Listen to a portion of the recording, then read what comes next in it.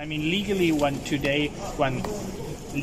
cannot separate today from last week, because last week we heard the witnesses on actually the medical situation of Julian Assange and how actually he is currently medical, that he's actually facing the risk of suicide, that he's basically facing hallucination here in the solitary confinement in the UK, in Belmarsh. And what we today learned actually is that how actually pre-trial detention in the US works. From the both of the witnesses, both of them confirmed that in the pre-trial detention prisons in the US, it's actually difficult to gain access to specific medical access, psychiatric access, which actually Julian Assange would need. And this actually then would again face actually this would again lead to the reality that actually Julian Assange faces suicide, because this is what we actually learned last week, that this is really a real risk. And if in the US actually there is no medical access really guaranteed in the sense, it leads actually to the one and only reaction that Julian Assange should be released here and today and should not be extradited. But from a legal point of view, today it was interesting as well to listen and to hear that actually the case of Julian Assange on the one hand is the case of Julian Assange, but in the past there have been some rulings of the European Court of Human Rights on how or whether on the US and the situation of prisons in the US and on the difficult situation in the US, and where actually the European Court of Human Rights took a stand on the difficult situation in US. As an artist or as a free thinker or activist, I certainly would have trouble when I start to defend human rights, freedom of speech. It happens in China, but I think the case is not limited in China. China is authoritarian society. It doesn't let the independent thinking or criticism exist. That gets me into deep trouble, but the tactics when they are trying to hurting Assange is about the same. And you see, first they try to smash him with, to dirt his name, to come out all kind of strange accusations, but the result they think is just put him away, to punish him, and to punish not just him, to send out the signals for all the journalists who want to investigate or who want to give exposure to government's wrongdoings, and that is the same. Thank you very much. And what will you be doing today? I come here just simply to show my support to Julian. I think he is a hero. I don't like to use some words, but when you are single and to defend this kind of power, you are a hero, because you are trying to do something impossible, and that's why I come here to show my support. This morning in court we heard a testament from two experts from the United States who are testifying about the conditions that Julian Assange will face when incarcerated, if he's extradited to the other side. Both pre-trial in Alexandria and in all probability in a supermax prison in Colorado if and when he is sentenced. It was not easy to listen to that. It basically brought back memories about those individuals that we cared about who have actually been incarcerated there in Alexandria in Virginia, and I'm talking about Chelsea Manning. She, of course, was for a very long time held in conditions which were found by the United Nations experts as tantamount to torture.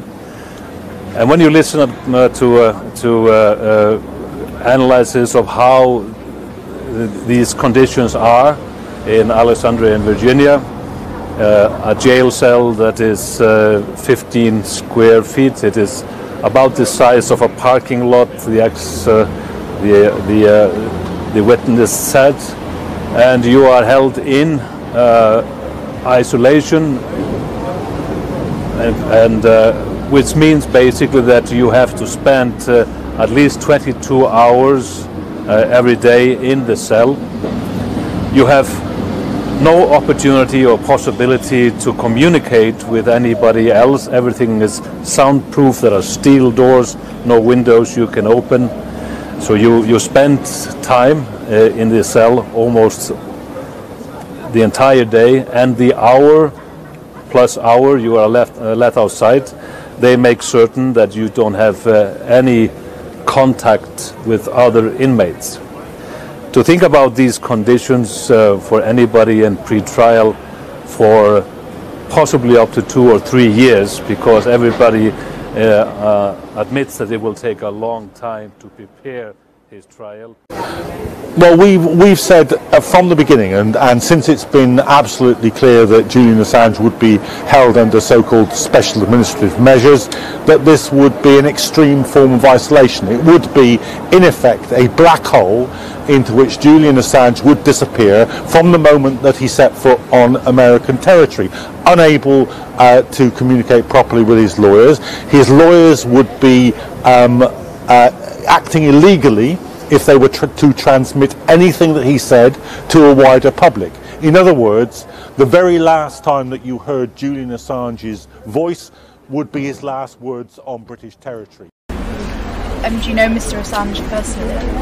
I do. I visited him when he was in embassy.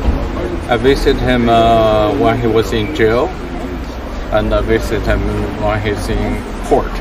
You can see each step getting more and more difficult for him. I don't know if I can even visit him when he's in American jail. So,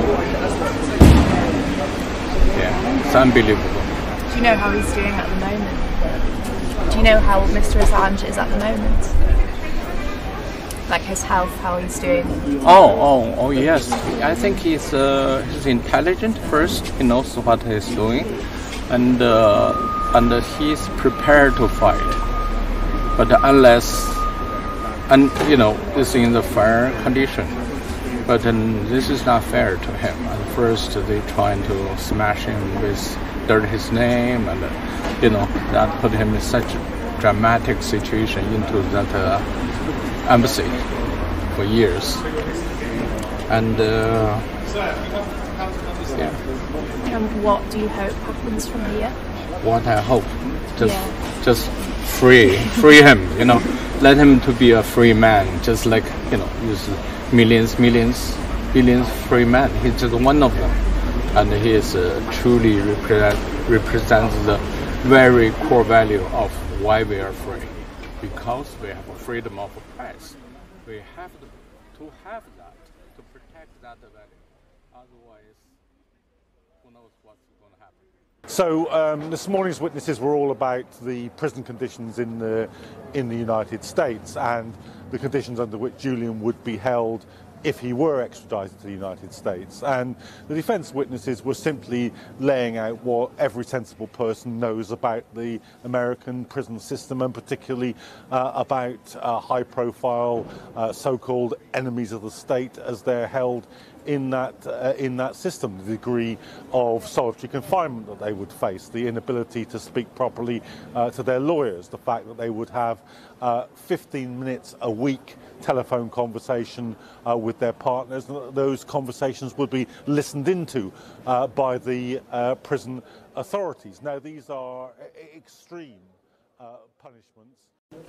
Okay, today we had in the morning session and the afternoon session 2 lots of witnesses that the prosecution tried to turn their testimony around to declaring that the jail in the United States in the ADX Colorado, which the warden of the ADX Colorado at Florence testifies openly, and she'll be testifying tomorrow, testifies openly that it's like hell on earth, it's death in life.